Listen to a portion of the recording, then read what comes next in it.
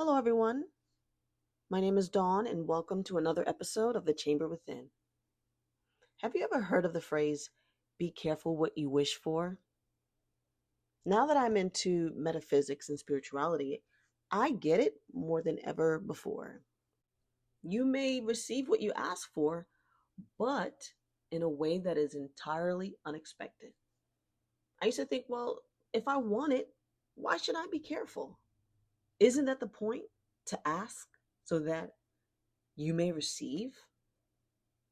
And then I began to see my asking take shape. The things I had previously asked for began to arrive in ways they were not expected.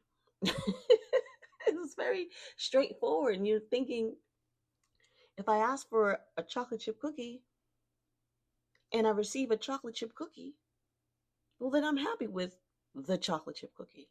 There's so many caveats and so many questions to follow up this ask or be careful what you ask for.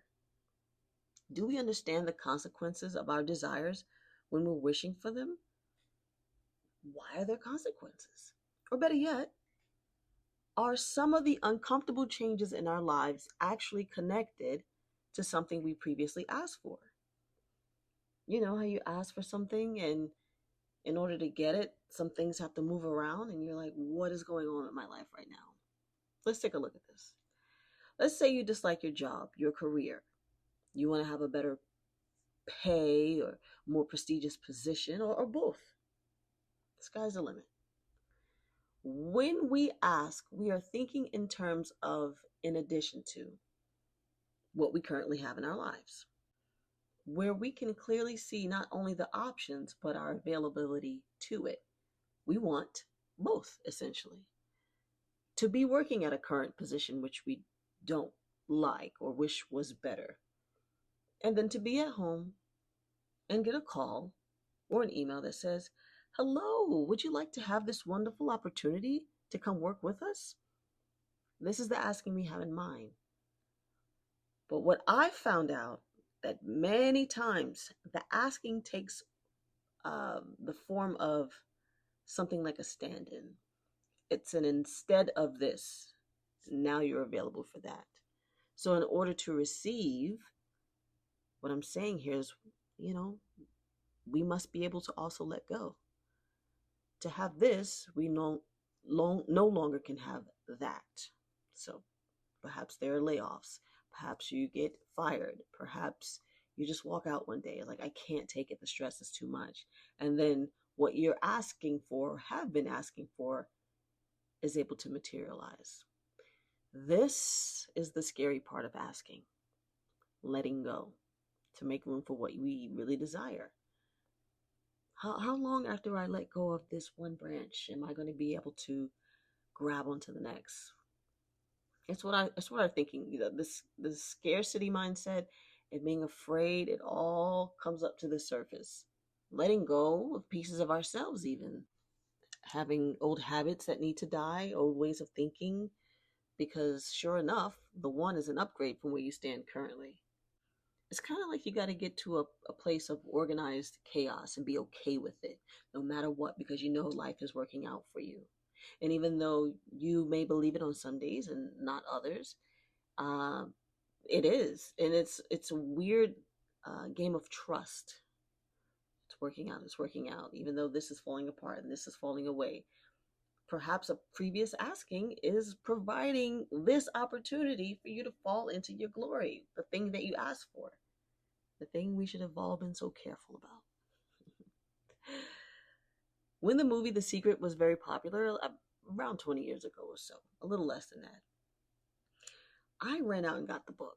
I thought to myself, this looks like fun, and like to purposely, I would like to purposely bring things into my life. I'm thinking, if I'm really the reason I'm experiencing my life in the way that I am, I want to see proof. I worked at a restaurant at the time, waiting tables. And I remember there was an example in the book of someone wanting to manifest a feather just to see. If I thought about a feather, can I bring this into my reality? And I said, if this is real, I need a specific example for me. So I'm going to tailor make this manifestation. So I'm going to buy into it if this whole life is happening through me and not to me sort of philosophy. I want to see this. I want to see Hello Dawn on a $20 bill. I want to see the words hello, Dawn, and then maybe I'll take this more seriously. I was wildly skeptical, but I love the possibility of it being the hidden truth we all live with. Is this actual secret, the truth of life? Well, maybe 2 weeks later, if that, I was counting my tips at the end of my shift. And I believe it was on a $5 bill or something like that. But the word hello, stamped in green, lowercase letters with a green circle around it, kind of like a bullseye, was in the pile of money I was counting at the end of the night. I didn't give it out for change. Somehow it made it with me to the end of my shift. I don't know when I got this, but I saw hello and I said, good enough. I told anyone who would listen to my example, look, the secret works. It didn't say hello, Dawn, but it did say hello, and it was on money. This is so crazy. I planned on keeping it, but I ended up spending it. And I wish I had it to this day because this was when I was in my 20s and I was just introduced to this whole manifestation idea that it was even a thing. During the pandemic, when I read Asking It Is Given, I remembered the feather exercise.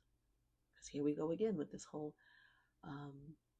your desires and your things that you want and manifestation this and meditation that. And I remembered the feather exercise and decided to become focused again and not to be in chaos and survival mode all the time. So this time I said, I'm going to do the feather trick just to get back to basics. I want to see a blue feather. Big whoop. I live in a rural area.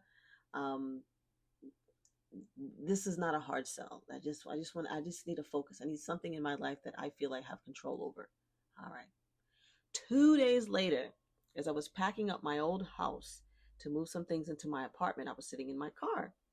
And I'm not sure if I was just looking on my phone or staring at something else in my purse, but something made me look up and to the left out of my window.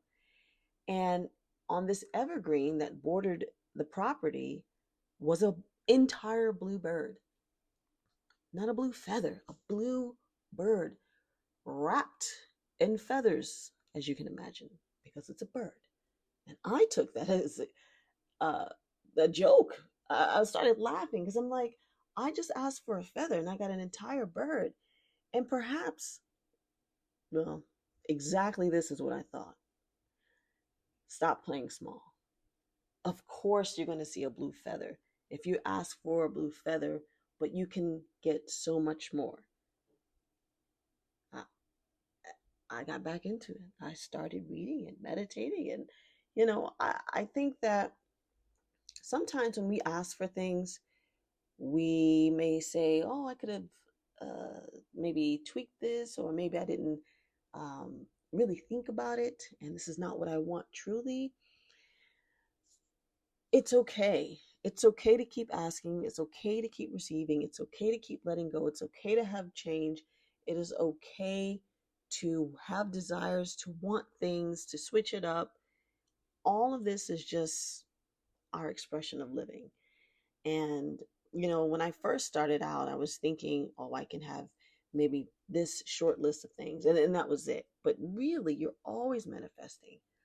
Everything that you have around you, you have at one point in time wanted on a whim or planned for it for a few months, for a few years. Like if you're sitting in a home that you dreamt of one day and it's like, oh, I'd like to be a homeowner, or the car that you drive, clothing on your back. And of course, it's not going to always be what we expect in life. And I just like to have this conversation because I think it's so fascinating how some people get what they want, just not in the way that they imagined. I love listening to conversations like that. And so, of course, I ask you this week, what is the one thing that you received that you were like, I pictured this a little differently? Grateful or not, you don't have to be, because maybe it wasn't what you truly wanted, and that's okay.